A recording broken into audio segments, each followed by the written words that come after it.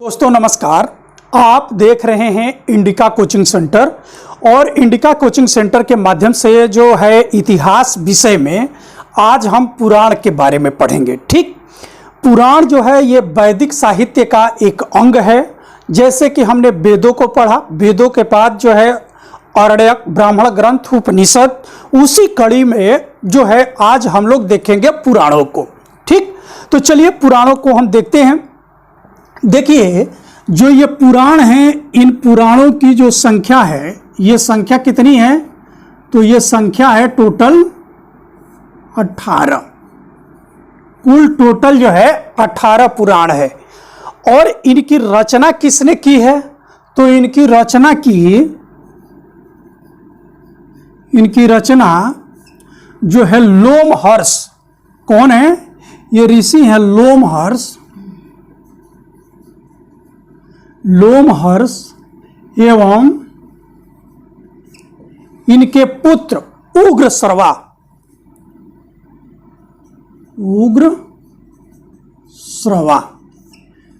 ठीक है ना? तो उग्रश्रवा और इनके पुत्र लोमहर्ष और इनके पुत्र जो है उग्रश्रवा के द्वारा जो है पुराणों की रचना की गई। ये प्रश्न जो है आपसे बार बार पूछा जाता है। अब पुराणों की संख्या कितनी है? तो पुराणों की संख्या जो है टोटल 18 है। कितनी है? 18 है। अब ये 18 पुराण में यदि एक एक करके हम चलें तो देखिए, ये पहला पुराण है हमारा क्या? ब्रह्म पुराण। दूसरा है हमारा विष्णु पुराण। तीसरा है मत्स्य पुराण। चौथा है कूर्म पुराण। पांचवा है वामन पुराण। छठा है भागवत पुराण। सातवां है गरुड़ पुराण। आठवां है पद्म पुराण।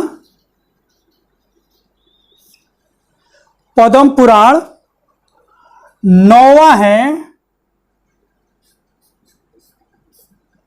मार्कंडेय पुराण।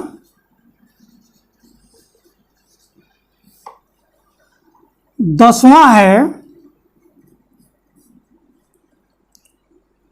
अग्नि पुराण।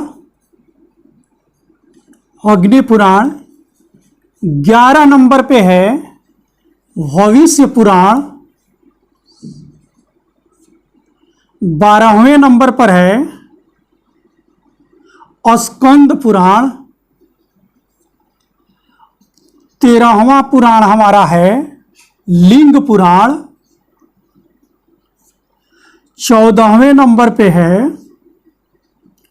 ब्राह्मण पुराण। ब्रह्मांड पुराण। और 15वें नंबर पे है ब्रह्मावर्त्य पुराण।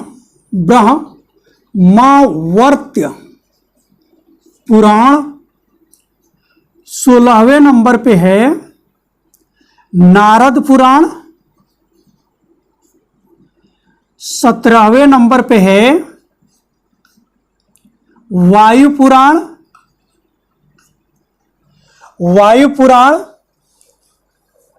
और एक पुराण जो है ये हमारा छूट रहा है। तो ये कौन सा पुराण छूट रहा है आपका? ये वराह पुराण। ठीक है, तो एक पुराण है आपका 18वें नंबर पर है जो है वराह पुराण। ठीक है, तो इस प्रकार से ये टोटल पुराणों की संख्या कितनी हो गई? 18। इसकी रचना किसने की? लोमहर्ष एवं उग्रश्रवा। अब देखिए, जो ये पुराण है इसमें जो सबसे प्राचीन एवं प्रमाणिक जो पुराण है, ये कौन सा पुराण है? मत्स्य पुराण। तो इसे हम कहते हैं सबसे प्राचीन एवं प्रमाणिक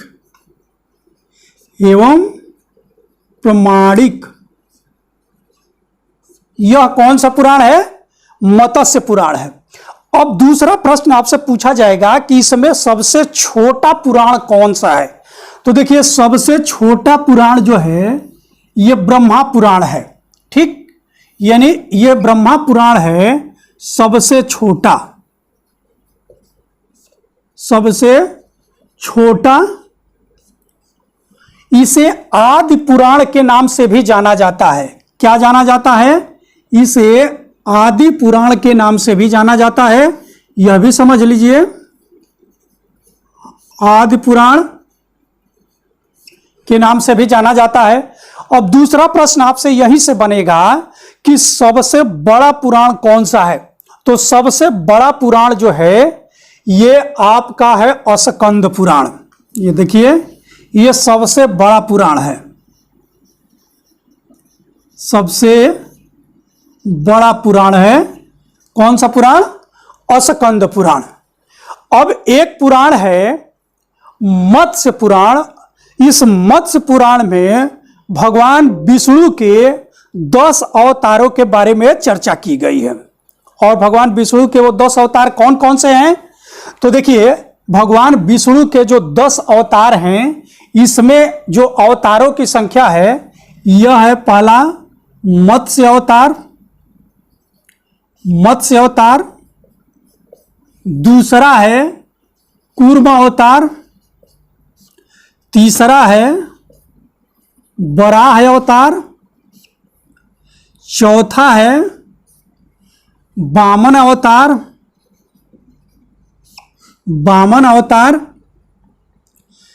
पांचवा है कच्छप अवतार, छठा है परशुराम अवतार, सातवां है राम अवतार, आठवां है कृष्ण अवतार, नौवां है बुद्ध अवतार और 10वां है जो होने वाला है कली अवतार। ठीक, तो ये कुल जो है 10 अवतार हो गए। इन 10 अवतारों का जो अवतारों के बारे में जो जानकारी मिलती है वो कहां पे मिलती है? वो मिलती है हमें मत्स्य पुराण में। ठीक, देखिए, एक दो चीज और है। आप लोग यदि पुराणों के बारे में अच्छे से जानकारी आप हासिल कर रहे हैं तो इससे क्या है कि आपके एग्जाम में कई टाइप से प्रश्न पूछे जाते हैं। एक तो हो गया कि पुराणों की संख्या कितनी है, इनकी रचना किसने की, और सबसे बड़ा पुराण कौन सा है, सबसे छोटा पुराण कौन है, किस पुराण में जो है भगवान विष्णु के 10 अवतार की 10 अवतारों के बारे में जानकारी मिलती है। यह सभी हमने कराया। अब जो है कुछ पुराण ऐसे हैं जिनको ऐतिहासिक पुराण के नाम से भी जाना जाता है और इनमें जो है कुछ वंशों की वंशावलियां मिलती है। ठीक, जैसे आपसे पूछा जाए कि मौर्य वंश की वंशावली किसमें मिलती है, तो ये मिलती है विष्णु पुराण में। यानी मौर्य वंश के बारे में जानकारी आपको मिलती है किसमें? विष्णु पुराण में। उसी तरह से जब जाएंगे कि मत्स्य पुराण, तो ये जो मत्स्य पुराण है इसमें जो है आपको सातवाहन वंश के बारे में जानकारी मिलती है, वाहन वंश के बारे में। तो ये सातवाहन वंश के बारे में आपको जानकारी किसमें मिलती है? मत्स्य पुराण में मिलती है। और एक तीसरा है आपका कि किस पुराण में जो है गुप्त वंश के बारे में जानकारी मिलती है, तो वायु पुराण है। ठीक है ना, ये देखिए जो ये वायु पुराण है इसमें गुप्त वंश के बारे में जानकारी मिलती है, गुप्त वंश के बारे में।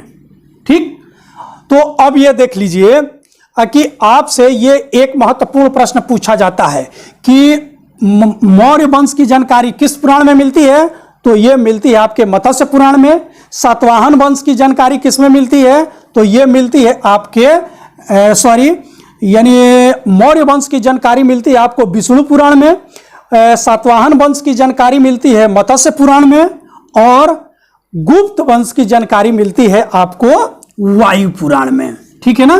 तो ये प्रश्न जो है बार बार पूछा गया है, इसलिए इस प्रश्न को देख लीजिएगा।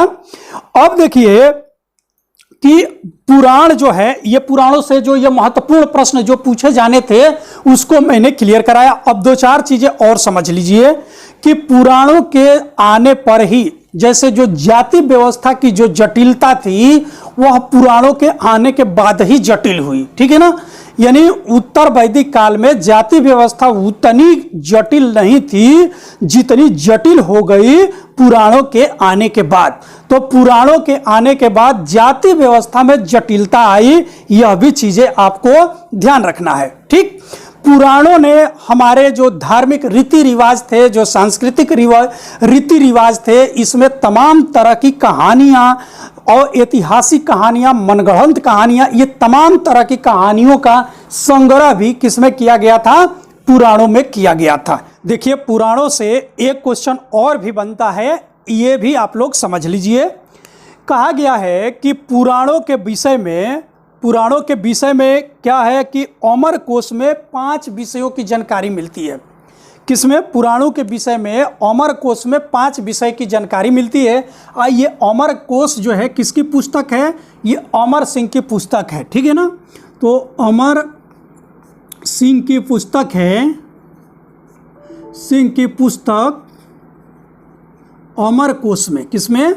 अमर कोश में पुराणों के बारे में 5 विषय मिलते हैं। ठीक है। कितने? 5 विषय मिलते हैं। 5 विषय मिलते हैं। ये क्या है? ये है, पहला है सर्ग, दूसरा है प्रतिसर्ग,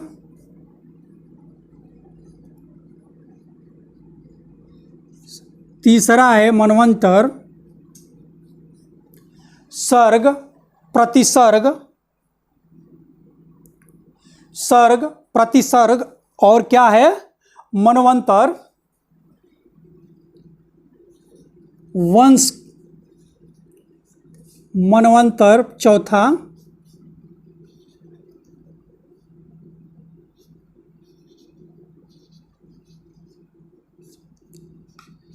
एवं 5वां जो है वो है आपका है वंशानुचरित, वंशानुचरित्र।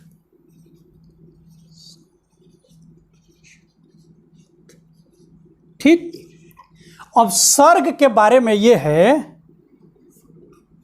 सर्ग किसे कहते हैं या सर्ग क्या है? तो सर्ग के बारे में ये बताया गया है कि जगत की रचना कैसे हुई, यानी सृष्टि की रचना कैसे हुई। ठीक। तो जगत की रचना कैसे हुई, जगत की रचना कैसे हुई। दूसरा है प्रतिसर्ग। प्रतिसर्ग का मतलब है कि प्रलय के बाद सृष्टि की रचना कैसे हुई। प्रलय के बाद, प्रलय के बाद सृष्टि की रचना कैसे हुई। ठीक। तीसरा है, तीसरा जो है ये आपका वंश। वंश में क्या किया गया है कि ऋषियों की वंशावलियों के बारे में बताया गया है, यानी ऋषि मुनियों की जो वंशावलियां हैं कि वंशावलियां, ऋषियों की वंशावली के बारे में जो है बात कही गई है। और जो मनवंतर है, तो मनवंतर में क्या कहा गया है? ये महायुग के बारे में बताया गया है। महायुग, महायुग क्या है इसके बारे में जानकारी दी गई है। और लास्ट है जो आपका क्या है? वंशानुचरित। तो वंशाचरित्र में प्राचीन राजकुलों के बारे में जानकारी दी गई है। किसके बारे में जानकारी दी गई है? प्राचीन राजकुल। जैसे कि प्राचीन राजकुल में आपने देख ही लिया कि मौर्य है, सातवाहन है, गुप्त है, तो इनके बारे में जो है तो ये क्या है? प्राचीन राजकुलों के बारे में, प्राचीन राजकुलों के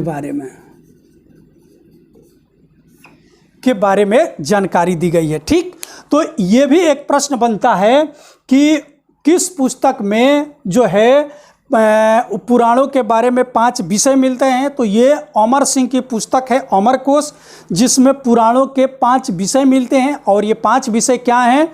तो ये है सर्ग में जगत की सृष्टि कैसे हुई उसके बारे में चर्चा की गई है। प्रतिसर्ग यानी सृष्टि का जब प्रलय हो गया उसके बाद पुनः सृष्टि की रचना कैसे हुई। तीसरा है वंश, इस वंश में क्या है कि प्राचीन ऋषियों के वंशावलियों के बारे में चर्चा की गई है। मनवंतर में महायुग के बारे में चर्चा की गई है। और वंशानुचरित्र में प्राचीन राजवंशों के बारे में जानकारी जो है उपलब्ध कराई गई है। ठीक, तो इस प्रकार से जो पुराण से संबंधित जितने भी प्रश्न आपके एग्जाम में बनने की संभावना थी या बने हैं, उन सारे प्रश्नों को हमने यहाँ एक एक करके कराने का प्रयास किया। आशा है आप लोगों को ये वीडियो हमारी अच्छी लगी हो। यदि ये वीडियो अच्छी लगी हो तो चैनल को लाइक कर दीजिएगा, चैनल पे नए हैं तो सब्सक्राइब कर लीजिएगा, और हाँ, इसे शेयर भी करिएगा, जिससे कि इतिहास से संबंधित जो भी जानकारी हो या जिस भी तैयारी को आप कर रहे हो उसके लिए आपको लाभप्रद क्लास जो है यहाँ पे मिल सके।